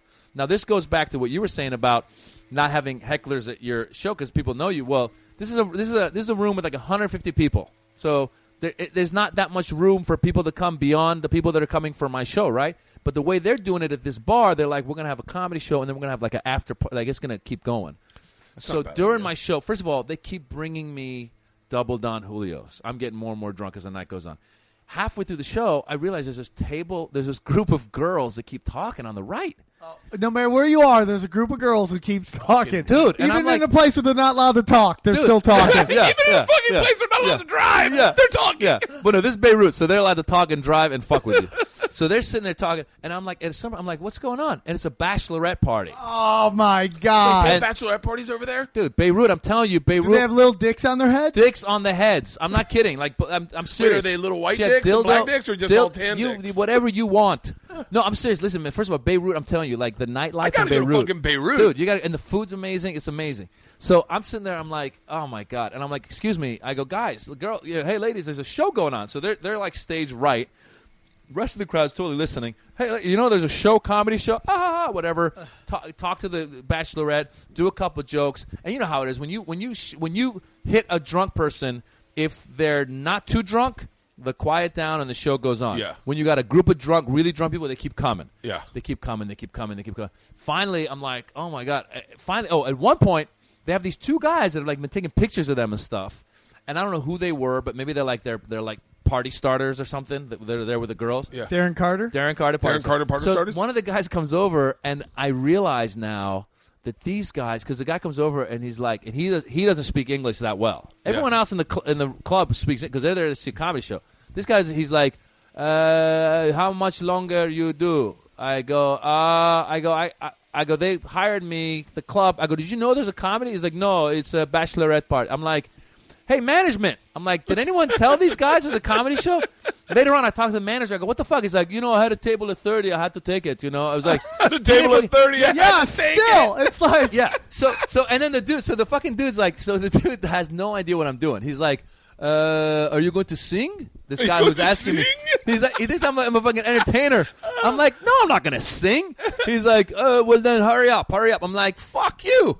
And I said that to him? Yeah, I'm like, fuck you. I get pissed at this was the best part of it. So he's like, the guy was like eating some he had like a bowl of like fucking nuts and pistachios, and he's like fucking cocky eating right there. I'm like, what the fuck are you eating right there? He's like, whatever, fucking, it's nuts. I go, give me one of those fucking things. I go, throw it in the air. The dude throws it in the air in front of 200 people like a fucking seal. I just grab it in the air with my mouth. Just fucking took it in. I'm like, yeah! The place goes crazy because I caught the fucking thing. I'm like, now sit the fuck down and shut the fuck up. And they go back and I finish my set. I get off stage. I go to the man. What the fuck were you thinking? And the manager's like, oh, I'm sorry, man. But it was like, but talking about like fucking, these people were there to see me, and still, because the problem is, sometimes, first of all, you have no idea who's buying tickets, number one. Yeah. Secondly, management sometimes is more retarded than you think. Oh, God. Like, why would you put on a comedy show and not tell these people, hey, bachelorette party, why don't you guys come at 11 when it turns into a club, as opposed to 8:30 when it's a fucking comedy show? I did a show which was a Middle Eastern show at the Improv, and this was like, there was only 20 people in the crowd until a bus of special people pull in, and they pack the room with special people. It's a room full of all special people. Comics are going up and just eating it, getting off stage going, dude, they're heckling, and they like dick jokes, bro. I'm like, this is perfect. Literally a room full of special people. I go up, and I'm not lying to you. I'm not lying when I tell you these special people are drinking. They're doing shots. Oh. They got beers. I just start racking on there because they had a really hot, counselor or something with them, and I started talking about which one of you guys want to bone their counselor. Place goes fucking nuts, dude. It doesn't matter. If a group of people, I don't care who it is, Nazi youth will buy 50 seats. Yeah. The comedy club will put them in the show. You're right. I worked at the Improv the day after the first show after 9/11, and I was the first comic. I was hosting first comic to go up when they open the doors, walk in, and it has been rented out by a Middle Eastern family. Oh, they've got. Oh my God! The place is packed. It's all Middle Eastern people in the middle, and then they let other people come in too. Oh, and so there's God. white people, and I'm the first person on stage, and I have no idea how to handle it. I was like, all right, okay, I guess I'll stay away from the obvious, you could tell these guys didn't want any jokes to be made. That it was the most uncomfortable. I just fucking bombed. I did my act and fucking bombed. Yeah, that was a weird time. No, that was the first time the Comedy Store's ever been closed. Yeah, it was closed. You know what's crazy about what all this stuff about the hecklers and stuff. I imagine what you were saying. I imagine Jerry Seinfeld probably does not get a heckler. I imagine. If you watch his movie, he does get hecklers. I don't care who you are. Yeah. Especially chicks. There is a chick who will heckle you. I think I have this theory that guys understand social hierarchy. It's because we've been beaten up. I think guys understand that I don't want to get into a physical confrontation. Women have no problem. Yeah. No problem just chirping in, I don't think you're funny. And you're like, because they know all you can do is go back at them and make fun of them. And then if you take it too far, then but even women also have this ability to move up socially without really even doing anything. Do you know what I'm saying? It's this weird thing. If you're a really hot chick, Kim you Kardashian. come from the poorest place in the world, meet this really rich guy, and all of a sudden you're high society. Yeah. Whereas a guy, most likely, you're going to have to, unless you're born into it, you're going to have to work your way up through everything. And there's a chick who looks great in jeans. Kobe's wife. 100%. A girl who looks great in jeans who turned down Bono, the greatest rock star in the world. He threw a little heat at her. He's like, she's like, I'm not into that. You know what I'm saying? The greatest rock star on the planet got shot down by some chick who just looks great in jeans. Yeah. It's she doesn't, there's no... But there may also be part of this, we all know women talk more than men. Yes. I mean, as we're talking for 3 hours on this, but we all know, like in general, women like to talk. So it also might be like if you're at a comedy show and a dude sees the guy, and a dude might be like, you know what, man, 15 more minutes of this shit, and I get out of here, or let me go get a drink at the bar. I don't need to watch this crap. I've had people, front row. I look at their face. They obviously don't like me. That's the worst, man. That's worse than heckling when you just see someone just hate you. No, but you know what? Focus on that. Because you can't get them kicked out. But not enjoying themselves. But I look away and I let them get up and the past weekend, a couple of guys, they kept getting up. And part of it is like, I don't know if this guy's drunk. I don't know if he doesn't have to like my stuff. Yeah. So I think guys might just sit there and do that. Whereas a woman maybe feels like I should express my opinion about this. Like I didn't ask for your opinion, but the woman maybe feels like there's like a thing in a woman that's like a button pushing them, like talk, talk. It should be noted, by the way, that my fucking yard guy hasn't come to our house in 3 fucking weeks, and he shows up today. I'm so fucking angry at this guy. Hilarious. He literally has missed because he shows up on Tuesdays, and so every holiday has been a Tuesday. Oh yeah, and I'm like fucking hilarious. Off. What were we gonna say? I love women. I mean, obviously, I don't want this to be like I'm bashing women, but women also have this interesting thing where, like, I saw this with Rogan all the time, where like girls would heckle him because they were attracted to him. Sure. And they wanted it was almost that like schoolgirl mentality where like I pull your hair but because I think you're cute. Yeah. And that's women also want to engage you because they're really attracted to you, and that's how they're kind of used to engaging someone they're attracted to. But you know what? Let's say this too. The hecklers 99% of the time are drunk. Yes. Very rarely do you have a sober heckler. Yeah. 99% of the time they're drunk. And a lot of the time, like obviously the drunk dude is just an asshole. And it's great to rip into that guy. Like, shut the fuck. And then the drunk, because we all know, like, alcohol, obviously, women probably have less of a tolerance. I've had so many, like, white women drinking wine and just getting all, like, and it just saying random shit. One time this lady in Houston, 400, like, I don't know how big that Houston Improv is. It was a great night. Audience is loving it. This lady sitting in the front with this dude. They look really classy. The guy was dressed nicely, like some Italian dude or something, probably in their 50s, older. That's when it's like heartbreaking because I'm like, you're supposed to be like an esteemed member of society. Oh yeah, you know what I'm saying? Not a fucking piece of trash. And the lady in the middle of my whole thing, and like I'm killing. It's going great. Audience is with me, fantastic. Doing some crowd work. And then suddenly there's a minute while I'm. 2 seconds while I'm grabbing a drink of water, and she's going, so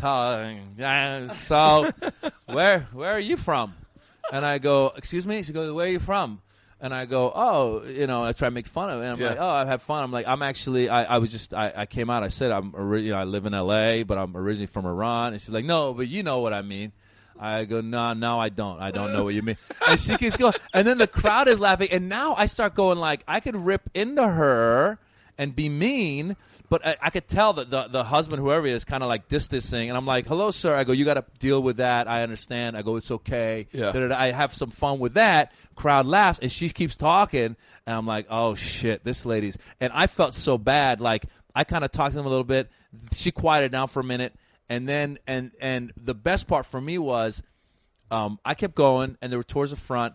And it kept going, and at some point I could tell she's gone. She's barely sitting up, Yeah. And that's the alcohol intake level. She can't handle the alcohol. And this is like 10 minutes into the show. So I don't know what kind of dinner they had or how much wine she had, but she's just like, and I could tell the guy's kind of like looking around, and she's fiddling around, and I'm like, man, she gets up, and I'm like, okay, they're leaving. They get up, they leave.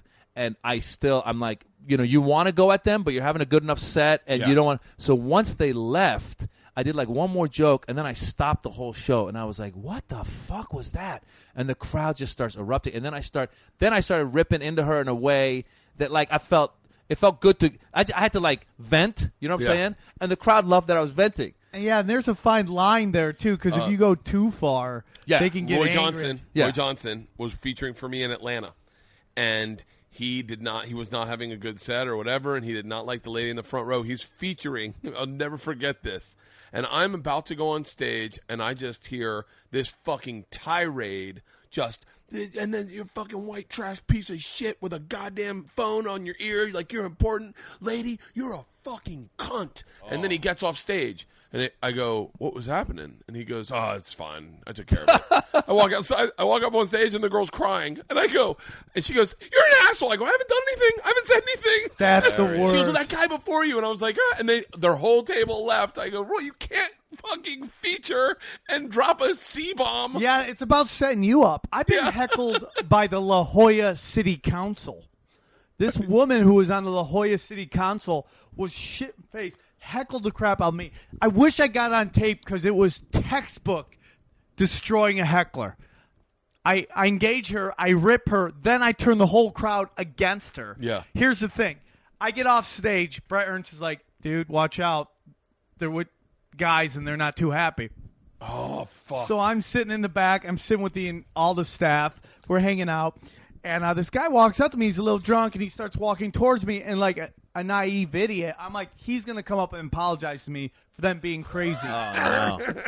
He walks up to me, and he just goes, whack, and smacks the shit out of me. And like, it didn't hurt. I was stunned. Yeah. I'm like, you just hit me, dude.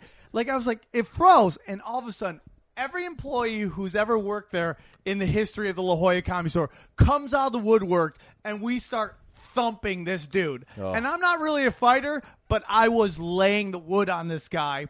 She's like, I'm on the La Jolla City Council. I'm like, you should have gotten rid of this guy. It was hilarious because they were trying to pull him out of the place, but one of the doors had been locked in, so he had one leg on one side of the door, another leg on the other side of the door, and they couldn't pull him out as the staff is beating the crap out of him. Oh, my God. You know, it's embarrassing because you were saying this lady's a member of the city council. Because, everybody knows this lady's got an alcohol problem. Yeah. And they probably run into this shit all the time. Yeah, and what bothers me is that when a heckler comes at me and I go at them back, I think they should understand that that's part of this job, that what is happening is this is part of the job, and they should not bleed into physical confrontations after the show. Yeah. Yeah, it's weird. I've had people throw stuff at me. I saw Rich Voss. I think it was Rich Voss get hit by an ashtray. I got the bet. You want to hear the craziest one? I was watching Chappelle when I used to work at the Boston. I used to work that Boston Comedy Club. I used to work the door. I'd be like barking, bringing people. Chappelle comes in one night and he's fucking blitzed. He's drunk. He's high, and he's just riffing and he's smoking cigarettes on stage. That's how long ago this was. He's smoking cigarettes and he's saying how they market. It's menthol, and he's like, they market it to black people.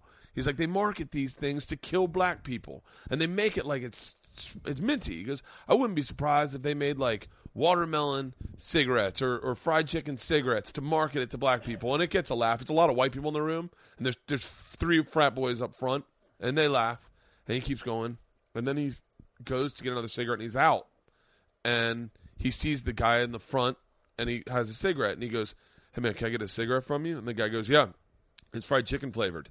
And Dave goes, what the fuck did you just say? He goes, it's fried chicken flavored. It's like, you said the joke earlier, dude. And Dave forgot he told the joke. He goes, you telling a black man it's fried chicken flavored? And the guy goes, yeah, kind of.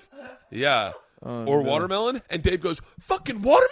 He totally forgot he told the joke. And he fucking jumps into the crowd and starts fighting this guy. Hilarious. Fucking everyone. And like Godfrey was there, and Godfrey, he didn't hear the joke. He just heard the guy go, it's fried chicken flavored. I heard the whole thing. Guy. A fucking fight breaks out, show's over. And I'm like, I remember I was talking to Tony Woods. He was like, is he really blowing right at my goddamn door?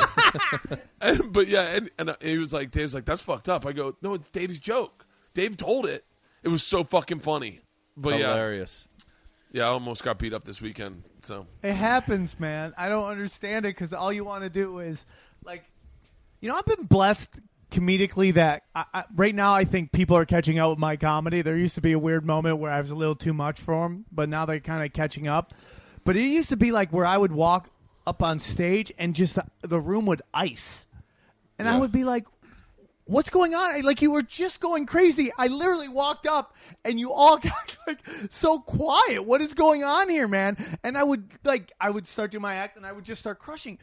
And people would come up to me after going, oh man, I didn't want to like you when you walked up on stage. I'm like, Why? Weird. Like you. What? That's a good thing to have in show business. The kind of face where people automatically don't want to like Well, you. I think that's half the reason why everything's such a struggle for me is because I have this like instant like vibe on stage. But I'm like, why don't you want to like me when I walk in? Like I didn't walk up with like puppy blood on my hands. I'm at a comedy club. I've been hired to do comedy. You should like me when I walk up. I've literally been told that. I'm not just. I didn't want to like you when I saw you.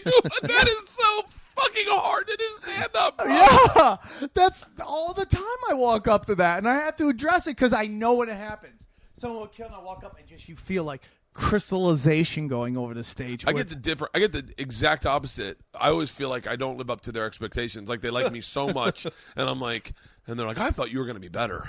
You just look funny. You're fat. Well, that's the problem if you're known. Like if people come to you because they've seen, like that was the whole thing with Michael Richards. People, they'd be like, ladies and gentlemen, like when he started trying to do stand up at the Comedy Store, they're like, you know him as Kramer. Give him, and they're going, I was excited. I was excited the first time I saw him. And then they go up there and be like, yeah, do a couple prop, and like 2 minutes of laughter, and then they'd be like, that's it. That's it. What else? I've been let down by a lot of guys. Like I get excited to see them, and then they're like, that wasn't what I thought it would be. I thought that Can would you be watch comedy? It's really hard for me to watch watched it in a comedy while. now, unless it's like somebody where someone's like, "Oh, this guy's a really funny guy," or a good friend of mine. I'll watch what he's working on, but Yeah, I do the latter. Really Yeah. hard for me to watch comedy. One person I think is, I was just thinking the other day about how I think he might be the overall. If you take all aspects of comedy, stand up, comedic acting, sketch writing, he may be the closest thing to the total package, and that's Nick Kroll. Have you ever watched him live? Let me tell you what else. What else is fucking really great about Nick Kroll? And I say this: he does something that not a lot of people do that more people should do. He compliments people and is really friendly. Nick Kroll is the funny. He came up to me one night and he said, "I think you're really funny." I was like, "Oh, thanks, man." I don't think he was even like big yet. I was like, "Thanks." He goes, "Yeah, me and my friends, we think you're really funny. We like watching you do stand up." I was like, "Oh, thanks, man." And I met him and I remembered his name, and then I saw him on a couple things, and I was like, "Oh, that guy's fucking nice as shit." You did the same thing to me. I said that one time to some guys doing the Ice House thing. They're like, "Do you know Tripoli?" And I was like, "Yeah." You came up. We did that Louis Anderson funny National Lampoon's thing. And again, a show I do with a bunch of millionaires. Who was your You, friend? Byrne. You were with somebody. It was me, Steve Burns. Yeah. Was Lonnie Brian Love? Holtzman on that show? I don't know. Joey Diaz was there. What? Yeah, he was in on it. He was on, I think, another show though. But you came up to me. You're like, hey, and I remember I had to follow you, and Byrne was like, "Oh, Tripoli's a murderer," and I was like, nervous as shit. And you came up, and you're like, "Hey, are you gonna do your touching the cops' faces bit?" I think that's what it was, or maybe it was like my dating some bit. And I was like, I don't know. And you're like, it's really funny. Me and my friend, it's like our favorite bit. Might have been my carrot cucumber. Or something. I remember seeing you in the main room doing that joke. Yeah. And I'm like, wow, this guy's a bad motherfucker. And I was like, no. And I got really excited. And I was like, yeah, I'm doing it. And you're like, I'm Sam. And then I was like, oh, how fucking cool. I don't have to hate the guy. I can like him, hope he does well, and hope I can follow it. Yeah. And then you went up and you did the fucking, my favorite joke where the girl playing basketball. And you like, now I know what the brothers feel like. She goes up for a layup, and I ring her bell. Just ting! And you knock the mic stand over, and I was floored. I did that on Craig, who was the first one? Not Craig Ferguson, Craig Kilborn. Craig Kilborn. No, I did that. Whatever happened to him? I don't know, man. Oh, I know what happened to him. His brother invested all his money, and he's a multimillionaire. What? Yes, his brother took all his money he made. His brother was like some badass fucking hedge fund dude, and invested all his money, and he is a gazillionaire. Yeah. Wow. He's a gazillionaire. Yeah. Sorry, but you did that on... No. I did that on his show because I knew he loved basketball. I did a whole set for him. Oh. And it crushed. But I remember all my friends came to the bar to watch my first national television spot. And when I did that, the whole room just froze. Like, did you just beat a chick up on national television? I ring her bell. Boom! All right. man. So you guys think we covered all the subjects? Yeah, man. I love this. It was a lot of fun, man. What's your what do you do? You do like a 2 hour thing, or you do like you just go till you go? Go till everyone goes, That's awesome. all right, we covered all the bases. Yeah, that was I think fun, we did. man.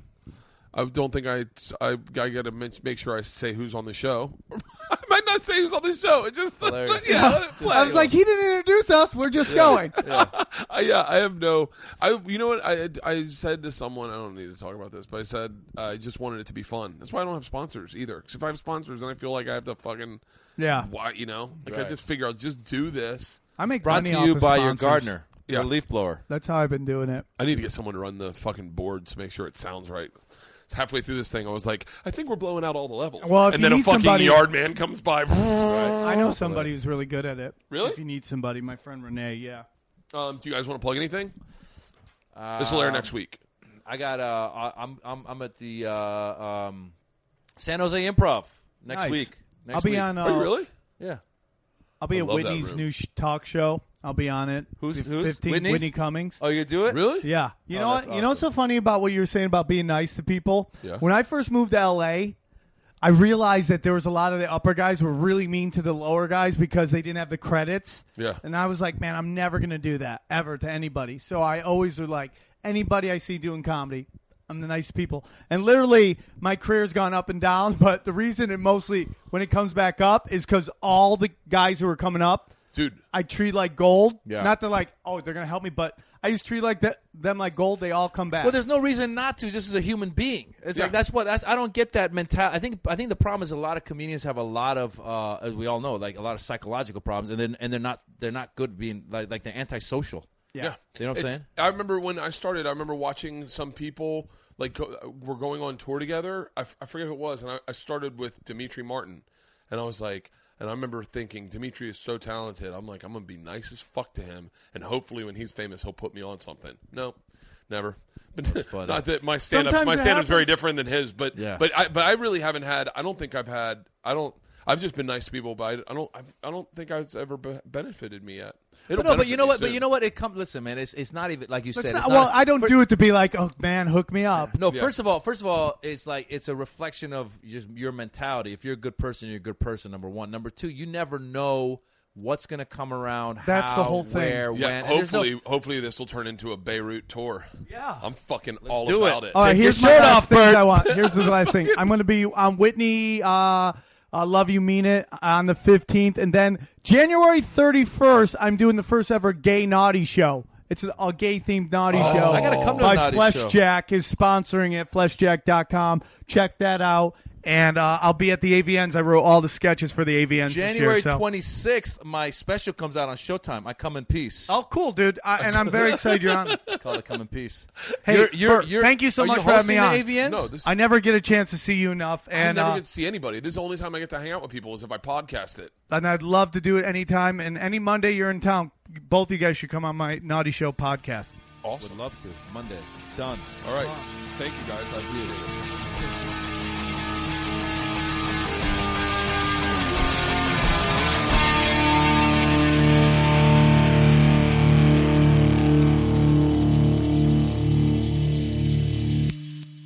This episode was brought to you by The Machine.